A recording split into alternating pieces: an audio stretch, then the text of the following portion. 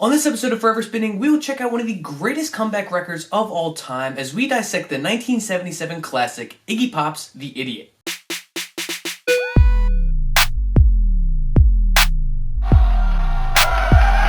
Perfect. After Iggy Pop's departure from the Stooges in 1974, he decided to take a break from making records. Realistically, he didn't even know if he was going to continue making music. He was dealing with some personal problems, drug issues, and even landed himself in a mental institution for some time. However, it was during this rough patch that Pop's pal, David Bowie, would take him on tour in 1976 in support of Bowie's record Station to Station. And while there are plenty of stories to be told about their antics during this tour, such as the duo being arrested in Rochester, New York for marijuana possession, I think that it's best to stick with The Idiot. So, after an expansive tour, the two decided to ditch their California homes in exchange for a lengthy stint in the Chateau d'Herville, which is located in France. It was there that Pop and Bowie would begin their work on The Idiot. As much as this is Pop's album, it was Bowie who did a lot of the heavy lifting on the instrumental side of things, both in the song's constructions as well as the production. Bowie was heavily influenced by the works of artists such as Kraftwerk and New, as he began gravitating towards this more avant-garde art pop style of music. Pop's input is apparent with the metallic and industrial soundscapes, most likely a nod to his hometown of Detroit. Between Bowie's experiments with ambient textures, spaced out notes, and unique instrumental manipulations, and Pop's rugged, slithering vocals, The Idiot was destined to be a polarizing record. In many ways, The Idiot was on track to be a proto-punk album. Of course, no one really knew what that was until after its release. At the time, Bowie described the record as, quote, a funky, robotic hellhole of an album. As far as post-production goes, Tony Visconti, who helped bring this project, along with many of the other Bowie projects to life, said that the final mixing job was, quote, more of a salvage job than a creative mixing. So here we are, ahead of the debut solo release that will potentially make or break Pop's career, and the people who made the record were seemingly concerned about the sound and mixing. Not necessarily the most encouraging thing to hear. However, just like everything Pop has done, it was destined to be unconventional. And upon its release on March 18th, 1977, the world would see what the new Iggy Pop has to offer, with critics and consumers alike agreeing that it was a great success.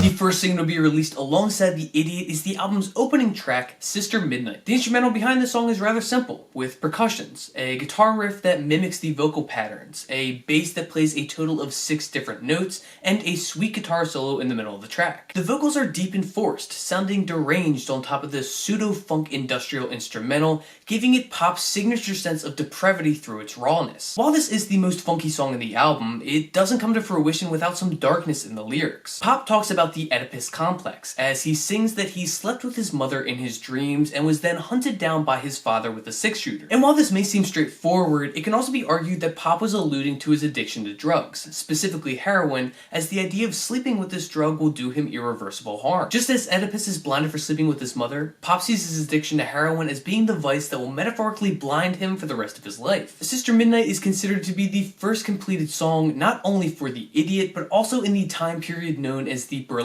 era for both Pop and Bowie alike. The next single to come out with The Idiot is the track China Girl. In the earliest stages of the song's creation, it went by the name Borderline, and the song itself is about broken communication between two people. As the story goes, Pop was having an affair with a woman named Keelan Guillen, who was also recording at the Chateau d'Herville, but neither of them spoke the same language. This track could be named China Girl for a few different reasons. The first being that China can be associated with something fragile, such as fine china plates, as well as being a stand-in for heroin. It can also be used to show the ignorance of the West, for Pop to assume that since Guillen was Asian that she would be Chinese, despite the fact that she was Vietnamese. China Girl would be moderately successful for Pop, but it wouldn't be until David Bowie's reworking of the song on his 1983 album Let's Dance that it would gain major attention. Sometimes, people even forget that China Girl was originally an Iggy Pop song. Sister Midnight and China Girl were the only official singles to be released from The Idiot, but I wanted to take some time and talk about one of the most important tracks, Nightclubbing. Nightclubbing is Pop at the height of his swagger, as he seductively sings fragmented lyrics over a simplistic instrumental made of guitar swings, bass pulses, and a drum machine. When they were almost finished recording the track, Bowie said the last thing they needed to do was replace the drum machine with an actual drummer. Pop laughed at this idea, explaining that he thought it sounded way better with just the drum machine. He even said that a real drummer couldn't make it sound as good as the drum machine. The repetitive lyrics were said to have been written in under 10 minutes after they established the basis of the track. track. This is arguably one of the most influential songs off The Idiot, as artists like Trent Reznor and Marilyn Manson have taken heavily from nightclubbing.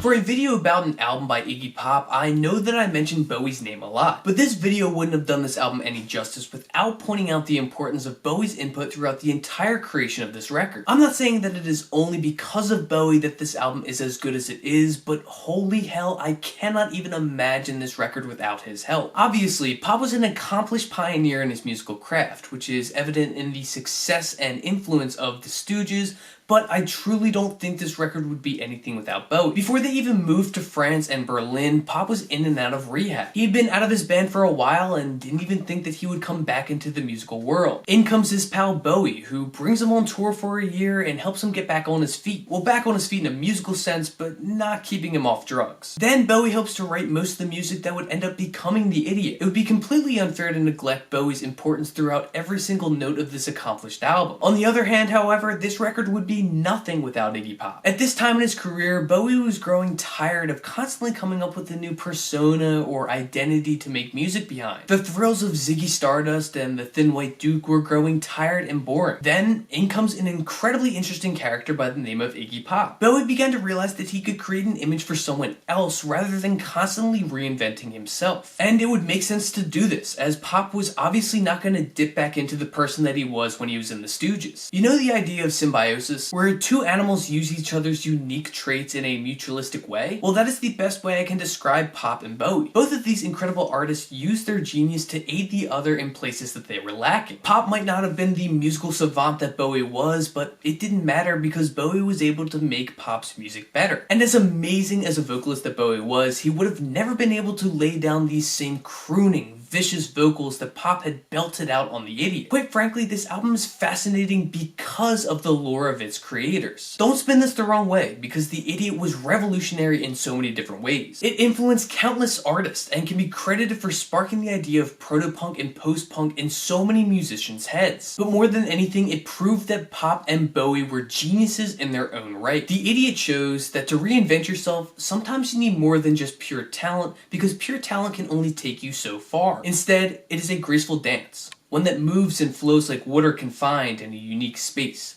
making use of all of the assets around it to maximize it to its most realized potential, regardless of all of the hoops that it has to jump through to reach its end result. So whether you've never heard this album before, or if it is a personal favorite of yours, Iggy Pop's The Idiot will always be forever spinning. Thanks for watching.